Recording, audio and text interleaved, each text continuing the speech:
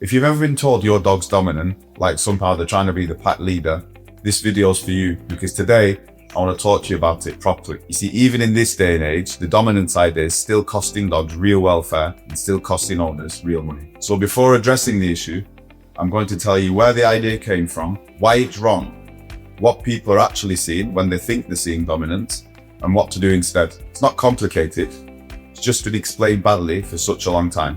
The whole pack leader thing, that your dog wants to show who's your boss, started with a study of captive wolves from decades ago. A group of wolves who didn't know each other were thrown into the same enclosure and observed. They fought over resources and the strongest ones came out on top.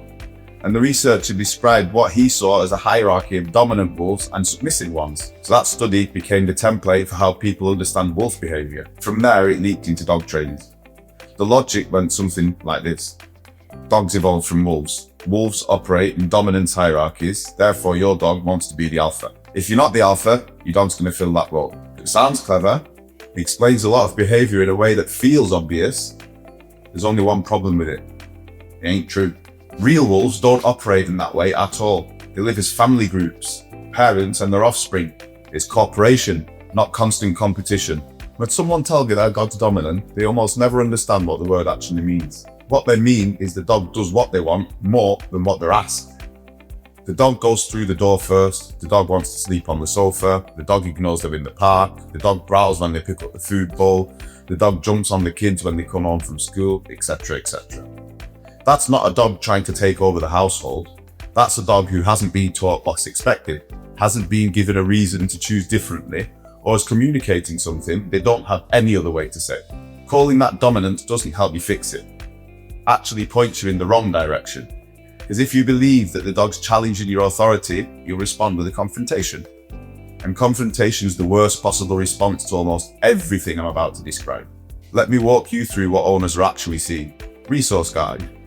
The dog that growls over the food bowl or over a toy, or over their spot on the sofa even. That isn't a dog asserting themselves as the top of the family hierarchy. That's a dog who's worried about losing something they care passionately about. The growl's the communication. They're telling you they're uncomfortable. The right response is to work on the relationship with the resource, slowly and patiently, so they stop feeling like they need to defend it. If you respond with intimidation, you might suppress the growl, but the fear stays. And a dog who's been taught that warning gets punished is a dog who steps straight to the bite the next time. That's not me being dramatic, it's exactly how serious bites happen. Attention seeking. The dog who barks at you when you sit down, paws at you, won't leave you alone. They're not controlling you. They've learned that those behaviours produce what they want. Your attention, your contact, any reaction. The fix is restructuring what gets reinforced and what doesn't, not asserting your authority. A lack of structure. This is probably the biggest one. A dog who hasn't been taught the rules, who's never been consistent routine, who's never been reinforced to the things you actually want, is going to make their own choices. Of course they are. They've been left to figure it out all themselves. It's not a power grab. It's a dog filling the space because no one else did. Fear. This is where the dominance label becomes properly dangerous. A dog who growls, snaps, or shows aggression because they're frightened is being told that their world has just become unsafe. You respond to a frightened dog with confrontation, alpha rolls, scruff grabs, or any of it, you've now confirmed exactly what they were worried about in the first place. You've made the problem 10 times worse, and you've made the dog harder to help. Every single one has nothing to do with hierarchy. Every single one of them gets routinely misdiagnosed as dominance. If you stop asking how to assert your authority and start asking what the dog actually needs to make a different choice, you'll be amazed how quickly things change. The dog won't get off the sofa. They've never been taught that getting off produces something worth getting off for. Teach an off command with a genuine positive consequence, and most dogs will leave the sofa on the first ask. The dog ignores you in the park. Their recall hasn't been built to compete with the distractions in front of them. That's a training issue, not a respect problem. Build it properly, layer by layer, environment by environment, and the recall starts working. Same dog, same owner, different approach. The dog guards its food. They need a structured plan to feel less threatened around their resources, not to be shown who's boss. The boss approach makes guarding worse every single time, guaranteed. I've never seen it work, and I've seen millions of trainers try it. The dog jumps up, they're getting something out of jumping, usually your attention. Even when you think you're correcting them, Stop giving the attention. Reward the alternative.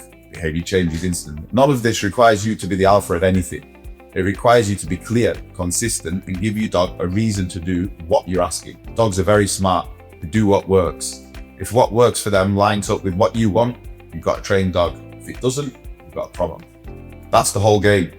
I'm not interested in slagging off other trainers who still use dominance language. A lot of them were taught what I was taught when I started out in the industry. Confrontation-based training works often enough to look like it's working, especially in the short term, so you can understand why it's spread. But I've been doing this long enough to see the long term. I've seen the dogs that come to us after dominance-based programs have failed them, the reactive dogs who growls were punished out of them and who are now biting without warning, the shut-down dogs who stopped trying because nothing they did was ever right, the dogs whose owners genuinely believed they were doing the right thing. At this point, the science is clear. The welfare implications are clear, and the results we get without confrontation are not just as good, they're miles better, more reliable, more settled. Dogs that hold up under pressure rather than collapse under it. Happy dogs. If your dog's been labelled dominant by anyone, including yourself, look again. Watch what they're actually doing. Ask yourself what they might be communicating, what they haven't been taught, or what they've worried about. Almost every time the answer's there in plain sight. If you want more of this, subscribe. I'll keep posting on the things that get misunderstood most in this work, from someone who deals with them every single day.